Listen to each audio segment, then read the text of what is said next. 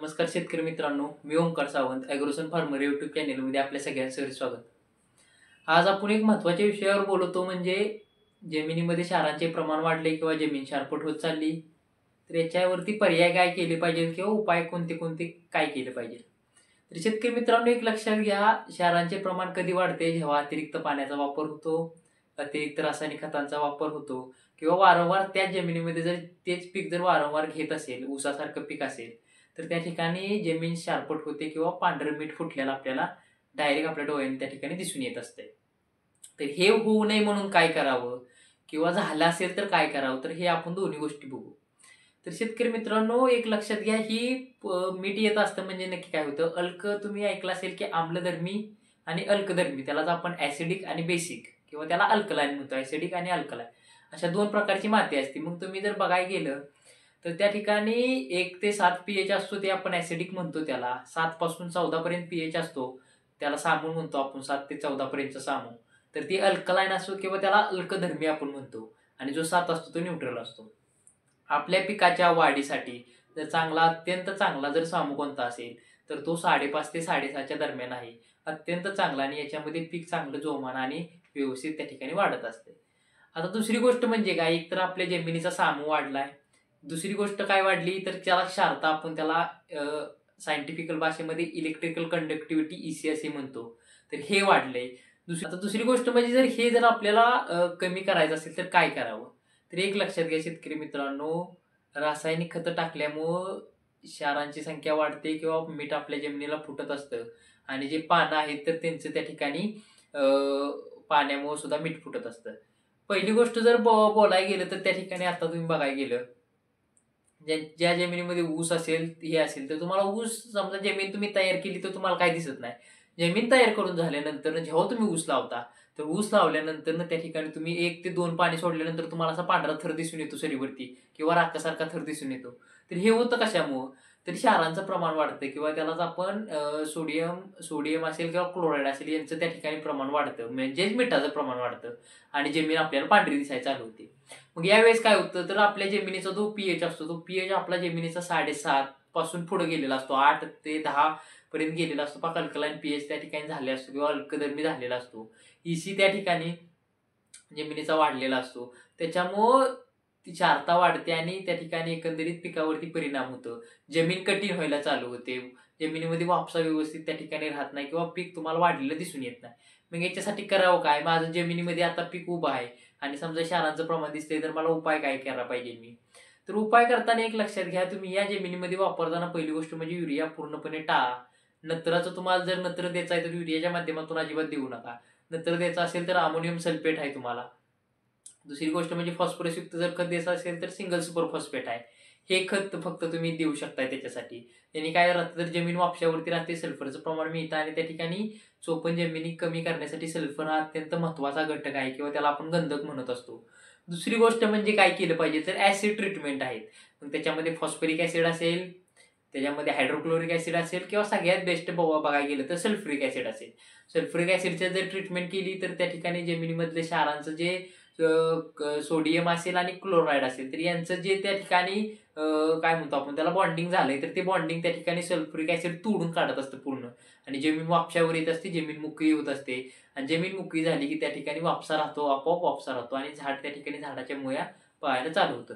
तुम्ही बघायला गेलं तर ज्या जमिनीमध्ये क्षार साठलेत किंवा चोपण जमीन झाली तिथं तुम्हाला पाणी दिल्यानंतर पूर्ण चिखल झाल्यासारखा होतो आणि पाणी त्या ठिकाणी म्हणजे समजा आज पाणी दिले 6 ते 7 दिवसांत जर तुम्ही गेला तर जमीन पूर्ण दगडासारखी तुम्हाला कडक झालेली दिसून येते. तर मग हे होतंय कशामुळे, तर त्याच्यामध्ये जे सोडियम असेल आणि क्लोराईड असेल यांचं बॉन्डिंग इतकं फिट्ट झालंय की त्याच्यामध्ये एरिएशन होत नाही, हवा वर खाली होत नाही जमिनीमध्ये, त्याच्यामुळे वापसा राहत नाही, मुळ्या वाढत नाहीत, पिकं त्या ठिकाणी बरोबर वाढत नाही. त्याच्यामुळे सल्फ्युरिक ऍसिड केले की ती सगळं तोडत जातं, त्यांचं जे बॉन्ड तयार झालं ते सगळं तोडत जातं आणि त्या ठिकाणी जमीन पूर्ण तुम्हाला वापशावरती दिसते आणि वरून एरिएशन म्हणजे हवा वरून खाली त्या ठिकाणी जात असते. हे अत्यंत त्या ठिकाणी महत्वाचं आहे. हे झालं कधी, आता माझ्या जमिनीत झालंय क्षार तर मग हे केलं पाहिजे. आता मी जूनमध्ये पीक लावणार आहे किंवा मी नवीन फळबाग लावणार आहे, मी ऊसाची लागवड करणार आहे, म्हणजे नवीन करणार आहे, अजून करायला त्याला 1 महिना 2 महिना टायमिंग आहे, तर मग मी काय करावं. तर तुम्ही एक लक्षात घ्या, याच्यामध्ये तुम्ही त्या ठिकाणी जिप्सम ऐकलं असेल तर जिप्सम त्या ठिकाणी एकराला अर्धा टन जिप्सम जर जास्त शारपट असेल तर 1 टन जिप्सम एका एकरासाठी. हा जर तुम्ही वापरला तर तुम्हाला त्या ठिकाणी शारपट माती असेल, जमीन झाली असेल ती कमी करण्यास जिप्सम मदत करत असतोय. दुसरी गोष्ट काय करावी, तर याच्यामध्ये सेंद्रिय खतांचा जास्त वापर करावा. मग कोणतंही तुम्ही सेंद्रिय खत घ्या. कारण सेंद्रिय खतांचा जर जास्त वापर झाला तर टाकलेली रासायनिक खतं यांच्या अभिक्रिया होऊन त्या ठिकाणी सर्व रासायनिक खतं उपलब्ध होतात. रासायनिक खतं जर फिक्स झाली नाहीत तर त्या ठिकाणी जमिनीचा पीएच वाढत नाही. जर रासायनिक खतं जर फिक्स व्हायला चालू झाली किंवा तशीच जमिनीमध्ये वारंवार साठून राहायला चालू झाली तर त्या ठिकाणी जमिनीचा पीएच वाढतो. तिसरं कारण जमिनीचा पीएच वाढण्याचं किंवा शारपट जमीन होण्याचं कारण काय आहे? पाणी. आता पाणी देत असताना बऱ्यापैकी ड्रीप जर असेल तर तुम्ही मोकळं पाणी सोडायला जाऊ नका. बऱ्याच शेतकऱ्यांचा एक त्या ठिकाणी मनामध्ये विचार असा असतो की मी ड्रिपनं पाणी देतोय पण आता उन्हाळा आलाय. मग ड्रिपनं पाणी देतोय तर उन्हाळ्यामध्ये पाणी सोडलं तर चांगलं होऊन जाईल. तर असं काही नसतं. ड्रिपनं पाणी देताय तुम्ही, जिथं पाणी पडतं तिथं तुमची त्या ठिकाणी मुळे आलेली असते. तुम्ही पाण्यानं देऊन नंतर दुसरीकडे कुठं तर मुळ्यांचा विकास करता आणि परत तिथून पुढे परत तुम्ही पुढच्या दिवसापासून ड्रिपनं चालू करता. त्याच्यामुळे अचानक वाढलेल्या मुळ्या त्या अन्न घेतील तिथल्या आणि लगेच बंद पडून जातात. त्याच्यामुळे त्याचा फायदा होत नाही. उलट त्या माती त्या ठिकाणी तुमची शारपट होत असते. हे त्या ठिकाणी त्याचा तोटा आहे. त्याच्यामुळे जर ड्रीप असेल तर ड्रिपनंच तुम्ही द्या. पाणी असेल तर त्या ठिकाणी जास्त पाणी मापात असेल तर तेवढंच पाणी द्या. जास्त उगाच रानाशी भरून ठेवले, ऊस शेतकरी विशेषतः करून ऊस शेतकरी रानाशी भरून ठेवत असतात तर ती त्या ठिकाणी ठेवू नका. तर हे त्या ठिकाणी काळजी सुरुवातीच्या काळामध्ये घेणं गरजेचं आहे. आता मातीचे प्रकार बघायला गेलं तर त्या ठिकाणी मुरमाड माती असते, मध्यम माती असते, भारी माती असते आणि एक आपण त्याला काळी पूर्ण माती म्हणतो. तर बघायला गेलं तर काळी माती आणि जी भारी माती आहे तर याच्यामध्ये जास्त प्रमाणे याचा आढळून आलेला आहे. आपण बघायला गेलं तर पश्चिम महाराष्ट्र म्हणलं तर त्या ठिकाणी पिकाऊ माती किंवा सुपीक माती आपण त्या असं म्हणत असतो. पण अलीकडच्या काळामध्ये ज्या पश्चिम महाराष्ट्रामध्ये 80 टन 90 टन ऊसाचे उत्पादन निघत होते तिथं आज शेतकरी 60-70 टनावरती आलेत. कारण ऊसाची त्या ठिकाणी म्हणावी अशी मुळांची वाढ होत नाही. कारण वारंवार ऊस ऊस ऊस करून त्या जमिनीमध्ये पूर्ण त्या ठिकाणी शारपट झालेले आहे. तुम्ही आता जरी फक्त बघितलं आपल्या आजूबाजूला जरी आपल्या शेतात जरी तुम्ही बघितलं तुम्हाला पांढरा थर दिसूनच येईल. म्हणजे त्या ठिकाणी क्षार वाढत आहे. तर हे करण्यासाठी त्या ठिकाणी ऍसिड ट्रीटमेंट असेल किंवा पाण्याचा अतिरिक्त वापर करणं त्या ठिकाणी टाळलं पाहिजे. तर एवढ्या गोष्टी तुम्ही लक्षात घेतल्या तरी होईल. दुसरी गोष्ट म्हणजे हिरवळीचं खत आहे त्या ठिकाणी पीक फेरपालट करताना किंवा सेंद्रिय खतासाठी तुम्हाला ते उपयोगी आहे. तरी एवढं जरी त्या ठिकाणी केलं तर तुम्हाला शारपट जमिनी असेल किंवा जे आपण त्याला चोपण जमीन म्हणतो तर यांचं त्या ठिकाणी प्रमाण कमी आलेलं दिसून येईल.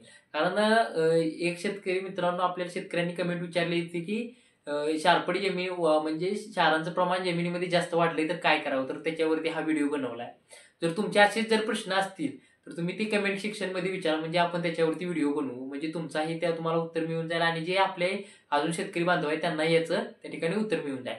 तर हा व्हिडिओ कसा वाटला तो तुम्ही कमेंट सेक्शनमध्ये सांगा. तुमचे कोणते प्रश्न असतील तेही कमेंट सेक्शनमध्ये सांगा. व्हिडिओ आवडल्यास व्हिडिओला लाईक करा. तसेच चॅनलला सबस्क्राईब करा. कारण असेच नवीन व्हिडिओ तुम्हाला या चॅनलवरती बघायला मिळणार. धन्यवाद.